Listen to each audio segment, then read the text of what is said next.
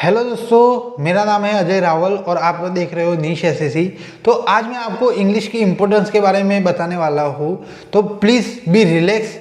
English का नाम सुनते ही स्किप मत करना। अमुक लोग तो ऐसे होंगे कि थंबनेल देखे इंग्लिश के बारे में चल बक नहीं देखना बस, तो वो मत करना। अगर आपको पसंद आए ना आए, आप लाइक करो डिसलाइक करो, वो बात की बात है।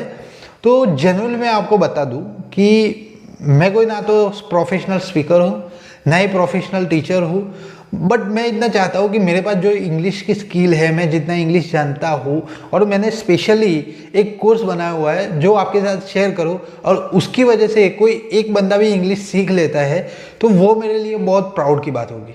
तो ठीक है, तो मेरे ख्याल से आज इंग्लिश ना रह के एक अपॉर्चुनिटी बन चुकी है। मान लो कि अगर आप कोई जॉब का इंटरव्यू देने जाते हो और आपकी इंग्लिश बहुत अच्छी है, तो वहाँ आपके चांस बढ़ जाते हैं कि वो जॉब आपको मिले। फिर भी मैं एक बेसिकली गांव से बिलोंग करता हूँ, विलेज से बिलोंग करता हूँ। तो मैं गांव के बच्चों में देखता हूँ कि वो इंग्लिश सीखने की जो स्पिरिट होनी चाहिए, उनका जो इंटरेस्ट होना चाहिए, वो बिल्कुल नहीं है ना। इंग्लिश की इम्पोर्टेंस क्या है वो समझते हैं। आने वाले समय में इंग्लिश बहुत ही ज़्यादा इम्पोर्टेंट रखने वाली है, क्योंकि मैंने थोड़े दिन पहले ही एक वीडियो देखा था रणबीर अलाहाबादिया और सोनू शर्मा सर का, जिसमें वो बात कर रहे थे कि मुकेश अंबानी जी जो है वो आने वाले समय में कुछ ऐसा प्लान कर रहे हैं 5 साल या 10 साल में कि जो नेक्स्ट लेवल की टेक्नोलॉजी होगी। जैसे ही वो जियो लेके आए थे तो मार्केट में पूरा रिवोल्यूशन आ चुका था टेलीकॉम इंडस्ट्री में, कि उससे पहले तो डेटा बहुत ही महंगा मिल रहा था, उसके बाद बहुत ही सस्ता हुआ 1.5 GB 300-400 रुपये के अंदर अंदर। ठीक है, तो उस चीज़ से मुझे पता चला कि English is not a language, it's our future, क्योंकि टेक्नोलॉजी का दौर आने वाला है। ऐसा ही मान लो कि वो प्लान करे तो ऐसे बहुत सारे लोग होंगे, बहुत सारे कंट्रीज होगी जो प्लान कर रही होगी। तो टेक्नोलॉजी का दौर आने वाला है, तो टेक्नोलॉजी बेस है इंग्लिश लैंग्वेज पे, तो इंग्लिश तो बहुत ही इंपॉर्टेंट होने वाली है। आपने हालांकि देखा होगा कि कोई कंपनी है तो उसकी ब्रांडिंग है, या तो 2 रुपये की एक चॉकलेट ले लो, उसके रैपर में आपने देखा होगा कि उसमें जो ब्रांडिंग होती है वो इंग्लिश में की जाती है। तो इंग्लिश तो भाई आने वाले समय में राज करने वाले है, हालांकि अभी भी राज तो कर ही रही है कि English is a king pin all over languages, right. मान लो कि उसको साइंटिफिक लैंग्वेज, कॉरपोरेट लैंग्वेज, फिर ग्लोबल लैंग्वेज, इतने बहुत सारे टाइटल मिले हुए हैं। तो दुनिया के लोग पागल तो नहीं है कि भाई एक ही लैंग्वेज इंग्लिश को उठा लिया और सारे टाइटल उसे ही दे दो, मगर इंग्लिश में कुछ तो ऐसी बात है कि जिसकी वजह से इतने सारे टाइटल उसे दिए जाते हैं। ठीक है, फिर भी हम नहीं समझते कि इंग्लिश की इम्पोर्टेंस क्या है। उसका सबसे बड़ा कारण मुझे 2 चीज़ लगती है कि एक हमारी बॉलीवुड इंडस्ट्री है, और दूसरे कपिल शर्मा जैसे लोग हैं जिसका माइंड सेट ये है कि अंग्रेज़ों ने हम पे राज किया, इसी वजह से अंग्रेजी इतनी इम्पोर्टेंट है। सबसे पहले बॉलीवुड इंडस्ट्री की बात की जाए तो बॉलीवुड इंडस्ट्री वाले पैसा छापने के लिए मूवी में दिखाते हैं कि भाई मातृभाषा से प्यार करो, हिंदी बोलनी चाहिए, ये है एक्सेट्रा एक्सेट्रा, और खुद के बच्चों को इंग्लिश स्कूल में पढ़ाते हैं, कॉम्ब्रिज जैसी यूनिवर्सिटी में पढ़ाते हैं, और उनके बच्चों को ये भी नहीं पता होता कि भाई 95 को हिंदी में क्या कहते हैं, 79 को इंग्लिश में क्या कहते हैं। आपने वो एपिसोड देखा होगा कपिल शर्मा का, स्टूडेंट ऑफ द 2 ईयर वाला, प्रमोशन वाला था ना, वही। और दूसरे कपिल शर्मा जैसे लोग जो माइंडसेट ये रखते हैं कि अंग्रेज़ों की वजह से अंग्रेजी इतनी इम्पोर्टेंट हुई इंडिया में, तो वो बहुत ही सरासर गलत बात है। वो बात उन आलसियों के द्वारा बनाई गई है कि जो इंग्लिश सीखना भी नहीं चाहते और दूसरों को सीखने देना भी नहीं चाहते। ठीक है, तो वो पूरी बात ही गलत है। मैं आपके क्या इन्फॉर्मेशन के लिए बता दूं कि अंग्रेज़ों ने हम पे राज किया, इसकी वजह से अंग्रेजी इतनी इम्पोर्टेंट नहीं है। अंग्रेजी इम्पोर्टेंट है, उसके बिहाइंड द रीज़न बहुत बड़ा है। अंग्रेज जो थे वो ब्रिटेन से आए हुए लोग थे, जिसे हम ब्रिटिश के नाम से पहचानते हैं। ठीक है, तो वो ब्रिटिशर्स से जिनकी मातृभाषा अंग्रेजी, उससे पहले भी शायद अंग्रेजी बोली जाती थी, यूएस में है या दूसरे भी कोई कंट्री है तो वहाँ बोली जाती थी। दूसरी बात ये है कि अंग्रेज़ों ने हम पे राज किया, इंडियन पे। उन्होंने जापान पे या चाइना पे राज नहीं किया था। अगर वो ऐसा होता कि भाई अंग्रेज़ों की वजह से इंग्लिश इतनी इम्पोर्टेंट हो रही है, तो फिर अंग्रेज़ी ही क्यों। हालांकि आज तो चाइना और जापान टेक्नोलॉजी और इलेक्ट्रॉनिक जो चीज़ें हैं उसमें आगे बढ़ रहा है, तो उनकी चाइनीज़ को इंटरनेशनल क्यों घोषित नहीं किया गया है, इंग्लिश को ही क्यों इंटरनेशनल लैंग्वेज का टाइटल दिया गया है। तो उसके पीछे भी ये सवाल है। उसका रीज़न ये है, मैं बताऊँ तो जो वैज्ञानिक थे जिन्होंने खोज की, वो पूरी खोज बाद में जाके पूरी दुनिया के लिए बहुत ही इम्पोर्टेंट साबित हुई।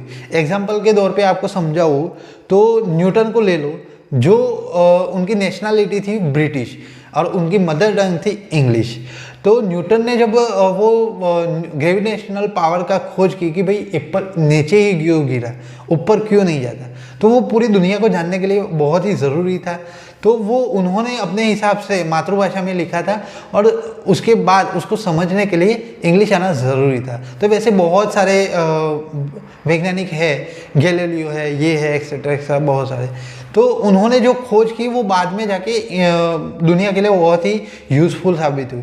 इसकी वजह से इंग्लिश इतनी इम्पोर्टेंट है और दिन ब दिन इंग्लिश जैसे जैसे खोज हुई है वैसे वैसे इंग्लिश अपना एक स्टेज बनाता गया, इंग्लिश की इम्पोर्टेंस बढ़ती गई। ऐसा नहीं है कि अंग्रेज़ों ने ही राज किया। मैं आपको बता दूं कि अंग्रेज़ कभी चाहते ही नहीं थे कि हम उनकी अंग्रेज़ी सीखें। अगर ऐसा होता तो 200 साल उन्होंने हम पे राज किया, इंडियन पे राज किया है, वो कर ही नहीं पाते और हमें पता चल जाता कि उनके इरादे क्या है। और ऐसा भी हो सकता था कि शायद हमारे दादा परदादा इंग्लिश में बात कर रहे होते और इंग्लिश सीखने में हमें जो इतनी तकलीफ पड़ रही है वो अभी नहीं पड़ रही थी।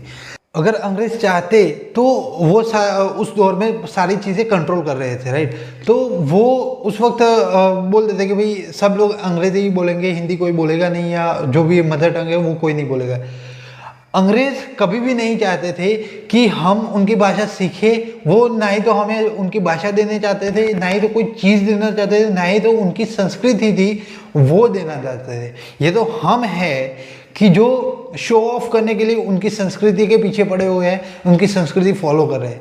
मैं कहता हूँ उनकी संस्कृति फॉलो मत करो, करना है तो सिर्फ इंग्लिश को फॉलो करो, क्योंकि इंग्लिश इज़ द वे कि जो आप अपनी क्रिएटिविटी है, अपनी सोच है, वो दुनिया तक पहुंचाना चाहते हो, तो इसकी वजह से, अंग्रेजी की वजह से ही आप दुनिया तक पहुंचा सकते हो। और सेकंड थिंग ये है कि आपने देखा होगा कि इंग्लिश की जो टेक्स्ट बुक होती है तो उसमें भी सेकंड लैंग्वेज करके आता है, सेकंड लैंग्वेज लिखा हुआ था। तो उसका रीज़न ये है कि आपकी जो फर्स्ट लैंग्वेज है वो आपकी मदर टंग है। मान लो मैं गुजरात से हूँ तो मेरी फर्स्ट लैंग्वेज, मेरी मदर टंग गुजराती होगी। तो वैसे ही आप जिस स्टेट से बिलोंग करते हो तो वो स्टेट की जो लैंग्वेज है वो आपकी फर्स्ट लैंग्वेज हो सकती है, और दूसरी कोई लैंग्वेज है तो वो है अंग्रेजी, हिंदी भी नहीं है। और ये चीज़ मुझे लगता है कि साउथ इंडस्ट्री वाले बहुत अच्छे से समझते हैं। तो मैं उनके जब इंटरव्यू देखता हूँ तो देखता हूँ कि उनकी इंग्लिश बहुत अच्छी होती है, मगर हिंदी बोलने में थोड़ा बहुत दिक्कत रहती है। और ये भी अच्छी बात है कि वो इंग्लिश को लेके समझते हैं कि भाई इंग्लिश कितनी इम्पोर्टेंट है। इसीलिए सुंदर पिचाई जैसे आज गूगल के CEO है। दूसरी चीज़ ये है कि कहा जाता है कि English is the easiest language in the world. अगर कुछ सीखने जल्दी सीखना चाहते हो और बहुत इजी वे से सीखना चाहते हो तो इंग्लिश ऐसी लैंग्वेज है कि जो आप जल्दी सीख सकते हो। और एक ये कुछ कॉमेडी व हाइपोथेटिकल है, मगर मैं आपको बता दूं कि इंग्लिश भी अंदर से सोच रही होगी कि ये जो आप बोलते हैं ना कैपिटल C, जो एक कैपिटल वाले C जो लोग हैं वो लोग हैं कि जो इंग्लिश को इजी लैंग्वेज होने के बावजूद भी उससे दूर भाग रहे हैं, क्योंकि हम भाग ही रहे हैं ना, इंग्लिश सीख नहीं रहे। तो यही कारण है। और दूसरी चीज़ ये है कि मुझे एक कमेंट में ज़रूर बताना कि वर्ल्ड की कोई लैंग्वेज है तो हार्ड लैंग्वेज कौन सी है। तो मेरे ख्याल से तो लगता है कि संस्कृत है कि दुनिया में कि जो सीखनी है तो बहुत ही हार्ड हो सकती है, ठीक है। तो हमारा जो इतिहास है वो पूरा संस्कृत के लैंग्वेज से आया हुआ है। तो जिसका इतिहास इतनी हार्ड लैंग्वेज से हो तो उसे इंग्लिश सीखने में क्या दिक्कत हो। हम इंडियंस है यार, और इंडियंस कभी भागते नहीं है कोई भी सिचुएशन से। तो इंग्लिश सीखने की जो सिचुएशन है उससे भागो मत, उसका सामना करो। अगर सामना कर लोगे इंग्लिश से मतलब हेट मत करो, उसको प्यार से अपना लोगे, हाँ चल आ जा सीख लेंगे, तो इंग्लिश भी आपको ऑटोमेटिकली आ जाएगी।